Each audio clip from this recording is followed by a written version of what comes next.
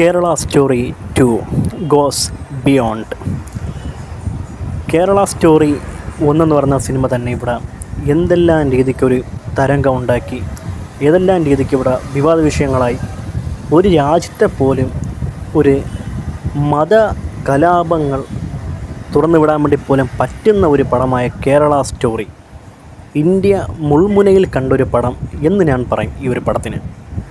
അതിൻ്റെ രണ്ടാം ഭാഗം ഗോസ് ബിയോണ്ട് എന്ന് വെച്ച് കഴിഞ്ഞാൽ മുന്നോട്ട് തന്നെ പൊയ്ക്കൊണ്ടിരിക്കും എന്നൊരർത്ഥം വരുന്ന കേരള സ്റ്റോറി 2. ഈ സിനിമയുടെ ട്രെയിലർ ഇറങ്ങിയ സമയത്ത് തന്നെ ഭയങ്കരമായ ഒരു വിവാദങ്ങൾക്കാണ് ആദ്യം വെച്ചത്.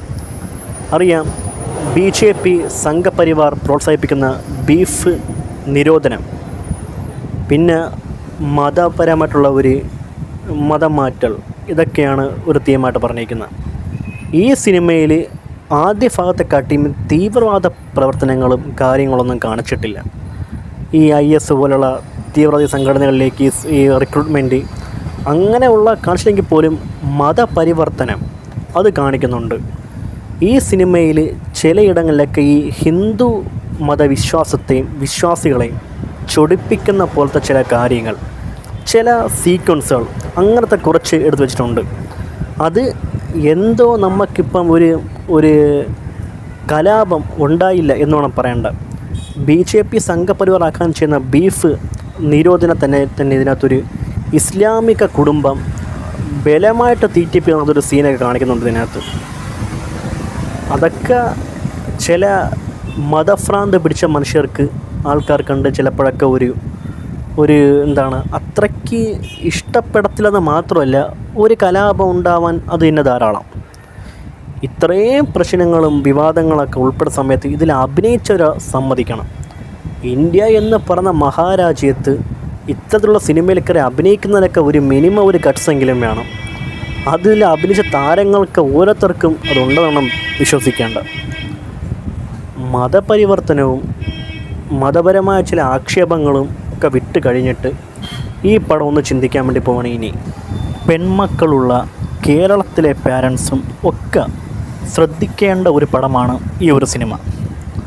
ശ്രദ്ധിക്കണം. ഒരുപാട് ഈ വക ടൈപ്പ് ആൾക്കാർ നമ്മുടെ സൊസൈറ്റിയിലുണ്ടെങ്കിൽ ശ്രദ്ധിക്കണം. കേരള സ്റ്റോറി 2 എന്ന് പറഞ്ഞ ഈ ഒരു സിനിമ, ഇതിലെ കഥ നടക്കുന്നത് കൊച്ചിയിലും മധ്യപ്രദേശിലും ഗുജറാത്തിലുമാണ് ഈ കഥ നടക്കുന്നത്. ഈ 3 സ്ഥലങ്ങളിൽ, കൊച്ചി മീൻസ് കേരളം, മധ്യപ്രദേശ്, ഗുജറാത്ത്, ഇവിടുത്തെ കുറച്ച് ഹിന്ദു കുട്ടികളെ ടാർഗറ്റ് ചെയ്യുന്ന കുറച്ച് ഇസ്ലാമിക് ആൾക്കാരുടെ ഒരു കഥയും അവരിലേക്ക് അകപ്പെട്ടിട്ട് പിന്നെ അവർ നേരിടുന്ന കുറച്ച് ഗാർഹിക പീഡനങ്ങളും അങ്ങനത്തെ കുറേ കാര്യങ്ങളൊക്കെയാണ് ഈ സിനിമ പറയാൻ വേണ്ടി ആഗ്രഹിക്കുന്നത്. ഇതൊരു വൺ വിവാദമാകാവുന്ന എലമെൻറ്റിനേക്കാൾ അപ്പുറം നോക്കുകയാണെങ്കിൽ ഈ സിനിമ ഒരു മോട്ടിവേഷൻ സിനിമയാണ്.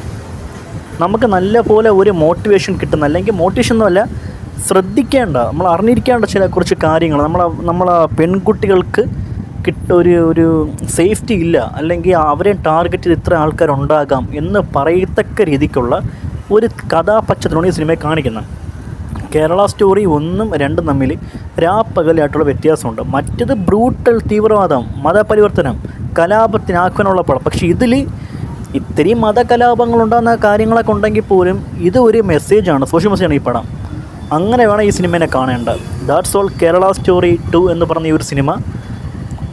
ഇതിന് നേരത്തെ പറഞ്ഞ പോലെ കലാപം ഉണ്ടാക്കാനും പറ്റും. അതിനപ്പുറം നോക്കുകയാണെങ്കിൽ ഒരു സൊസൈറ്റിയിൽ നമ്മൾ ഹിന്ദു പാരൻസ് അറിഞ്ഞിക്കേണ്ട ഒരു പശ്ചാത്തലമുണ്ട്.